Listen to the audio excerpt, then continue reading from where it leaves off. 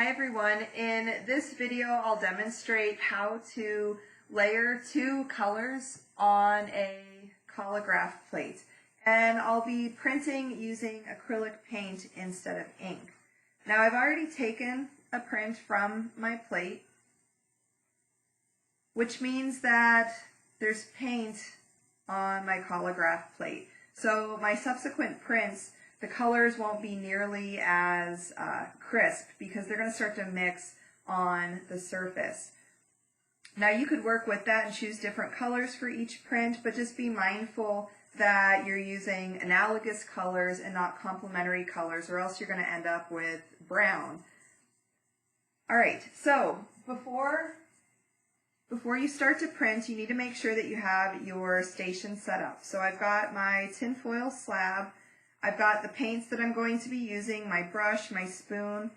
My collagraph plate has already been glued down, and it's been allowed to sit so that the glue actually dries between the tinfoil surface and the backing board. And I just used the inside of a box of baby crackers from my pantry. I used a smooth piece of cardboard because I didn't want to get that corrugated texture competing with my tinfoil texture.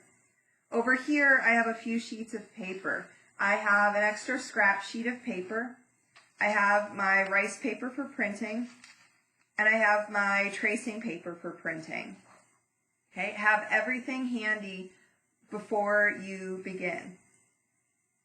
Alright, so I have a scrap sheet of paper underneath my collagraph plate, and I'm going to squirt a little glob of paint onto the surface.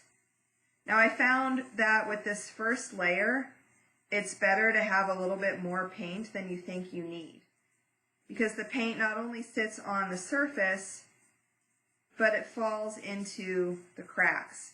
Since I'm printing on rice paper, I'm not going to soak the paper. It's too delicate for that. So I'll just use a little bit more medium than I might if I were soaking the paper and printing on a sheet of thicker paper. Okay. So this is where your extra scrap sheet of paper comes in. Lay it down underneath your plate that's now prepared and ready to print. And you're going to lay the plate face up, and you're going to lay your rice paper face down. Okay, and I always give it a good little squish just to get the paint to stick to the paper. Lay your tracing paper over top, and just using your fingertips with moderate pressure, move over the entire collagraph surface. Now, when you're printing on rice paper, I want to caution you away from using anything that has too much dimension for your collagraph, or else it will likely tear the paper.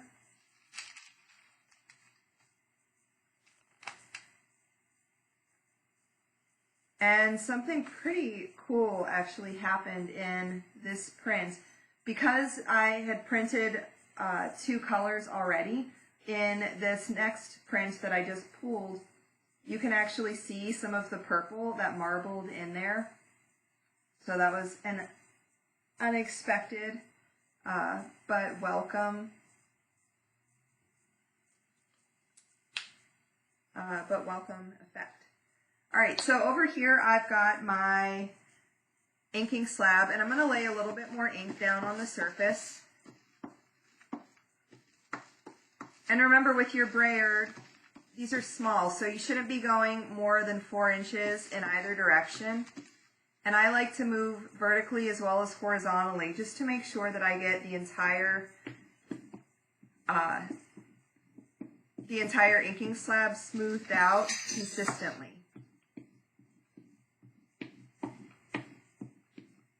Okay, so I've still got my scrap sheet of paper underneath my collagraph plate, and you can see why that's important. If I didn't have this underneath the plate, all of that paint would now be on my tabletop, and I want to keep it as clean as possible. So I just move that scrap out of the way. I move my rice paper over, and this time we're going to lay the stencil face down. Because I'm trying to line up my first layer with my second layer, having a cut plate works really, really well to register things. So I lay it face down on top of my print to register, and then I'm just going to flip it over in order to print it. And for the second layer, I want to print the relief surface. And relief just means what's on the surface. So all the little ridges that I rolled over with my brayer that picked up the purple ink. I'm using my spoon now because I don't want to push the paper below the surface and risk creasing the paper or picking up more of the turquoise ink. I want to make sure that I'm only picking up the purple on the surface. And my second result I actually like a little bit better than my first result. And let me show them to you side by side. So move this plate out of the way. The second result is much softer, and it doesn't look nearly as crisp as the first print. And I really like that effect personally for my own artwork. Now, just keep in mind, like I said before, if you're going to be making multiples of this image, multiple prints from your collagraph plate by layering the colors, your colors will eventually get sort of muddy. I might decide in my third print maybe to paint the surface with the purple paint or a pink paint and then roll over top of it with black so that I'm creating a little bit more contrast. I also want you to think about how to resolve these prints. So what I have right here, I like it, right? I think that it turned out okay, but the image is not resolved. There's a lot of negative space the way that I've printed this collagraph towards the top. So there's room down here and actually all the way around the top to do something. I am really obsessed with this little eraser stamp that I made the other day. So I'm going to mix the print media. And I've got a stamp pad that I'm pushing this eraser stamp into, but you could paint this with watercolor paint. You could attempt to dip this into the surface of your rolled out ink. Let's actually try one and see.